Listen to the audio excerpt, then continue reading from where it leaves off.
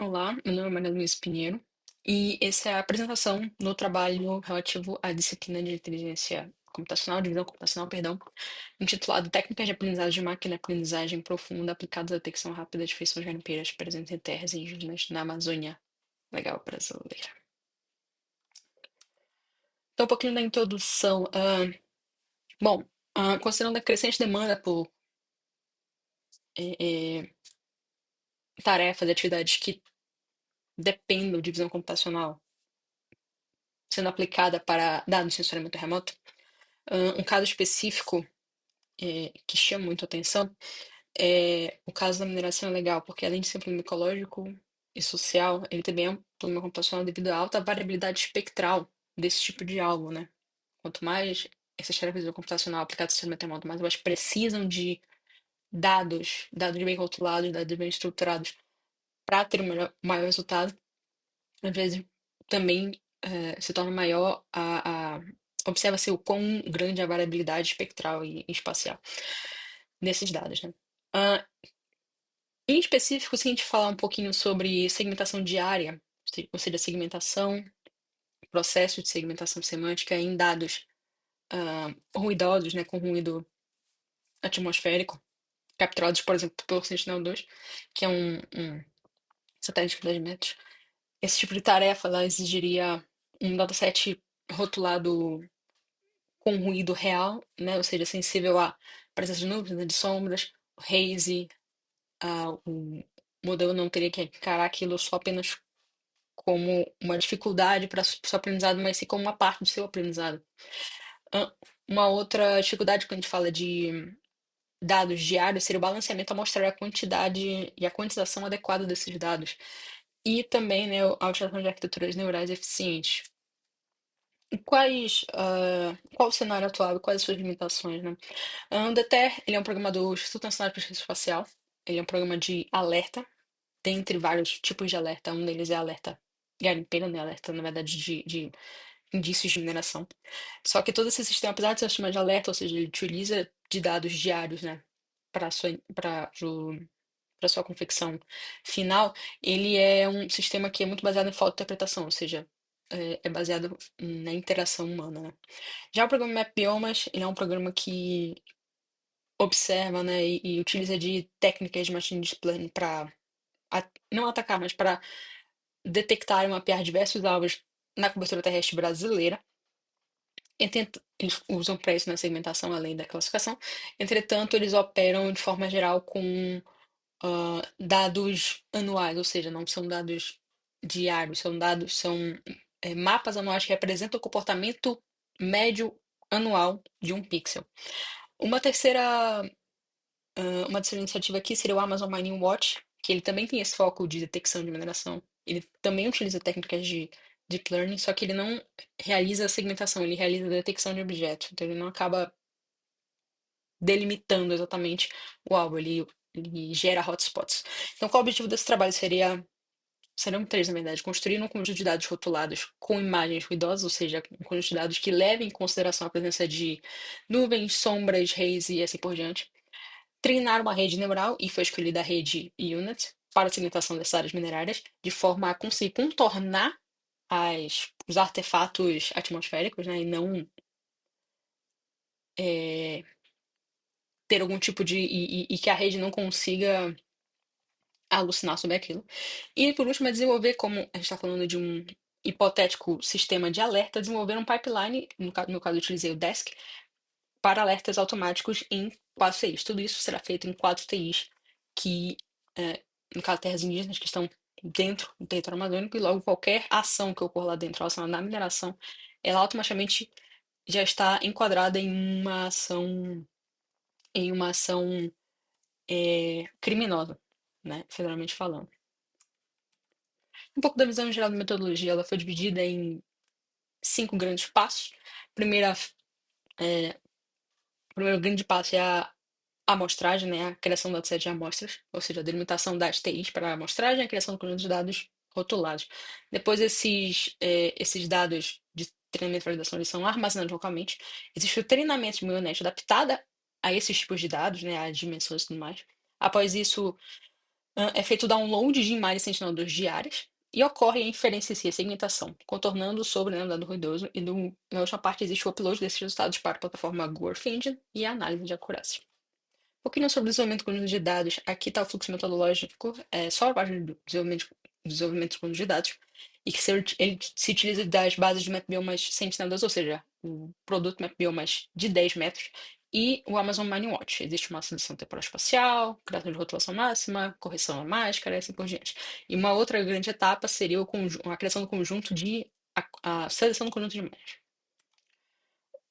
Então, para as fontes de dados, e a estrutura inicial optou-se pela máscara de mineração de 10 metros, mapiomas que eles se utilizam de Sentinel-2, e também o dado de detecção de objetos do Amazon Mining Watch. Todo esse processamento, né, todo esse processamento do design amostral, ele foi feito dentro do Google Earth Engine.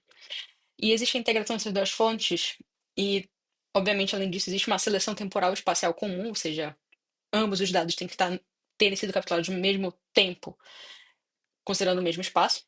E com isso existe a geração de um rótulo máximo, em que a base da segmentação é o dado do MapMill, mas por ser um dado de segmentação também, né? E o dado do Amazon MineWatch, ele é mais um refino espacial, ele é como se fosse uma mira, né? E o maior objetivo, no caso, seria a maior cobertura possível dessas feições minerais. Aqui a gente vê na esquerda um print da plataforma do MapBiomas e à direita um print da plataforma do Amazon Mining Watch. E ok. E qual agenda espacial foi selecionada? A priori, são 4 terras indígenas: Munduruku, Kayapó, Sararema e Yanomami, como está na figura 5, em roxo. E a priori foi designado do período de 1º de julho a 1º de setembro de 2023. A não ser para Yanomami, dada a sua extensão, dada as frentes garimpeiras que estão se abrindo cada vez mais nesse território e está tendo um boom nos últimos anos, foi necessitado de mais algumas amostras de alguns outros anos. E quais as coleções de dados em si as coleções de imagens foram utilizadas? Sentinel-2 Harmonized, com as bandas Blue, Green, Red, SNIR, Sphere 1 e Sphere 2, e a coleção de imagens Google Cloud Score Plus. Isso tudo foi acessado por meio do Google Earth Engine. O Google Cloud Score Plus, ele possui imagens que elas descrevem a presença ou um score de nuvens, né, de contaminação de nuvens no geral, que vai de 0 a 1, né? E esse foi adicionado como um canal, né? Esse dado foi para além das bandas da Sentinel-2, agora foi se adicionado mais um canal. E por quê? Porque esse Google Cloud Score Plus, ele permite detectar níveis intermediários de nuvens, ou níveis de haze, níveis intermediários de sombra, o que melhora muito a representação do ruído atmosférico no próprio design amostral, né? E nesse caso, para cada terra indígena, houve, na verdade, para cada terra indígena, para cada hotspot dentro da terra indígena, né? São áreas bem menores, assim, de concentração, da atenção para poder fazer a coleta das amostras. Houve a seleção da imagem com a melhor visibilidade, na verdade, de toda aquela pilha, naquele período de julho até setembro. Observou-se qual a melhor imagem ou imagens as mais limpas. Foi feito o ajuste usando K-means, Random Forest e fotointerpretação, com ênfase somente para as bandas Green e Red, pela sua sensibilidade ao solo exposto, que é uma característica dos garimpos muito forte. E após essa criação de um rótulo máximo, ou seja, um rótulo máximo aqui sendo um rótulo nas melhores condições possíveis de observação, sem nenhum tipo de ruído, ou com a menor quantidade de ruído possível, né?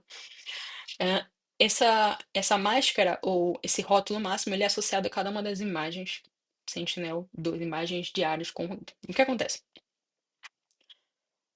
Considerando que essas imagens elas possuem também uma máscara, ou seja, uma banda adicional que indica a presença de nuvem, é utilizado essa imagem, essa banda adicional que indica a presença de nuvem, é feito um corte nela, uma binarização, né?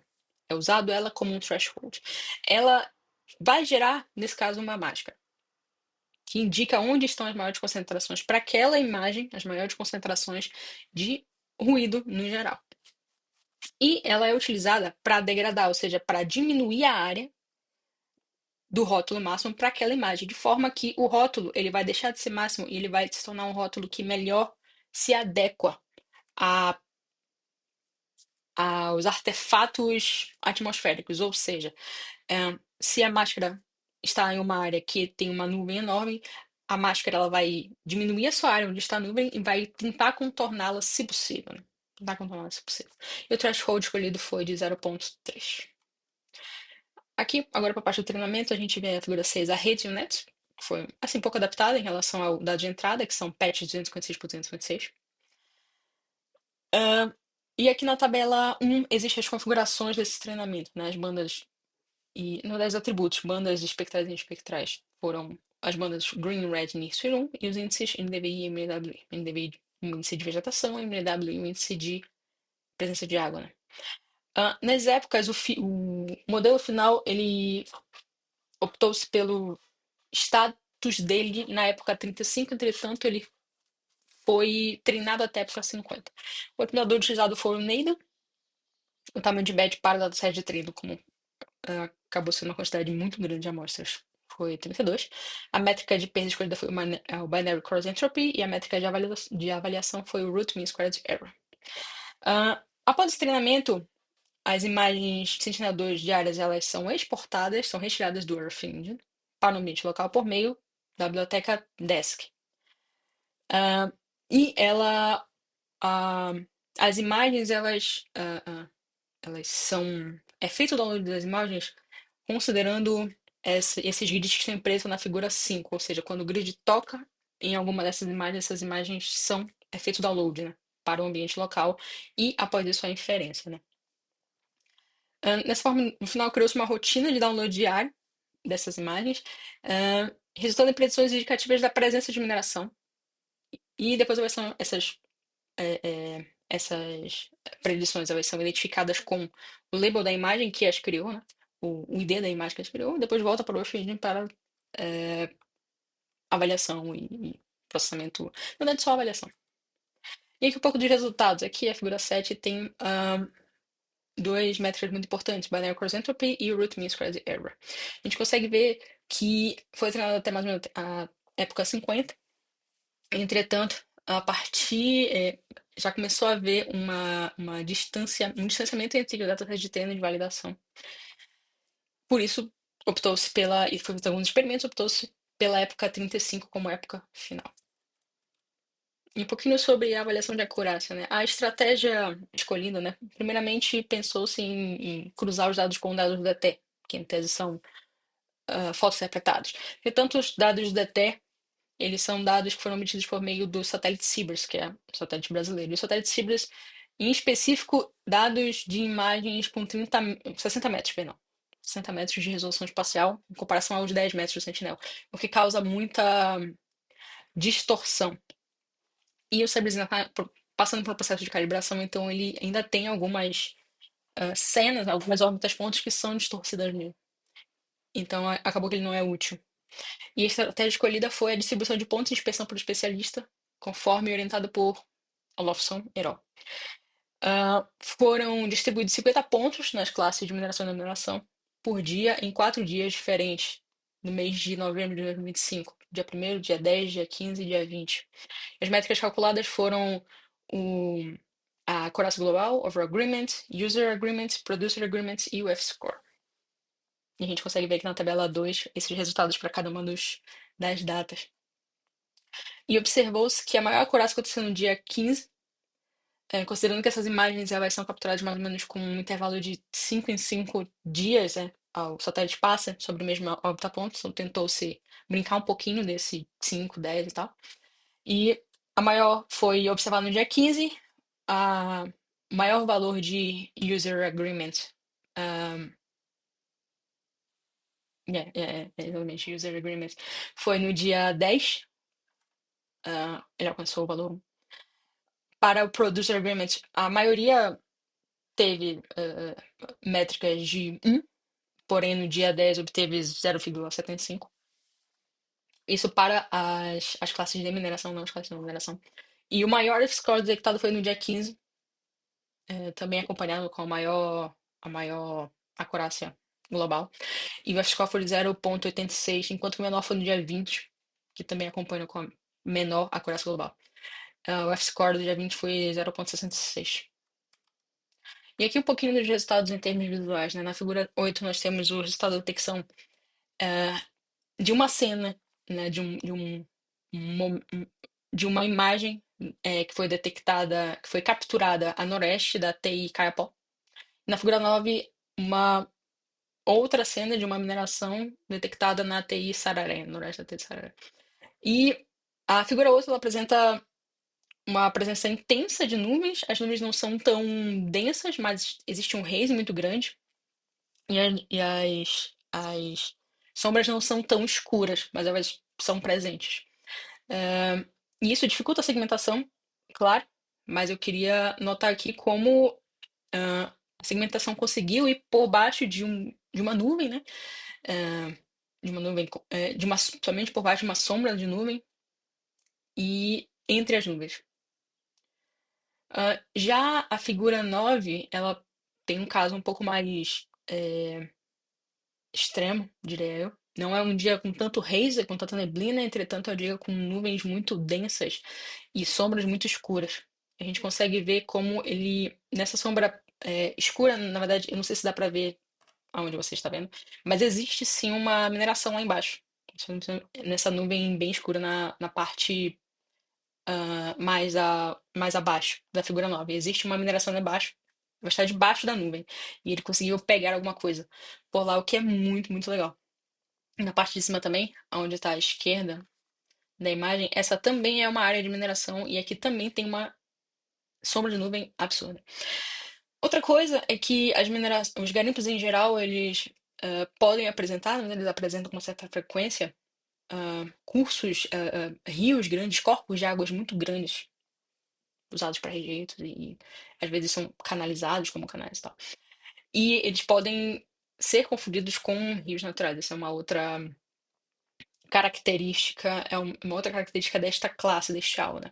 Então, a metodologia se mostra resiliente à confusão deliberada, né, com diferentes tipos de artefatos. A gente viu, né, um momento com mais haze, com menos haze, com sombras mais escuras, com sombras menos escuras.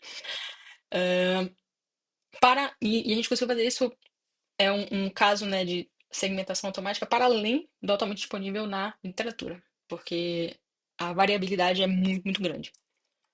Ainda mais em em condições de floresta tropical, como é esse caso. Em conclusões, a gente foi demonstrado ser possível a detecção de minerações de forma mais robusta, mesmo diante de ruídos atmosféricos em dados Sentinel-2 diários. Melhorias são absolutamente possíveis sobre balanço amostral, expansão geográfica para outras CIs, para toda a Amazônia Legal brasileira, interação com novos produtos baseados em embeddings também, que é muito interessante. Tem o Alpha Earth Foundation da Google, que está chegando e pode ser uma boa pedida para ser um produto intermediário que vai ajudar na coleta de amostras ou mesmo no processo de treinamento. E os resultados reforçam o potencial do sistema automático de alertas para monitoramento contínuo da Amazônia. O link para o repositório de todo esse projeto que está absolutamente aberto é esse que está no vídeo, nesse último slide. Muito obrigada.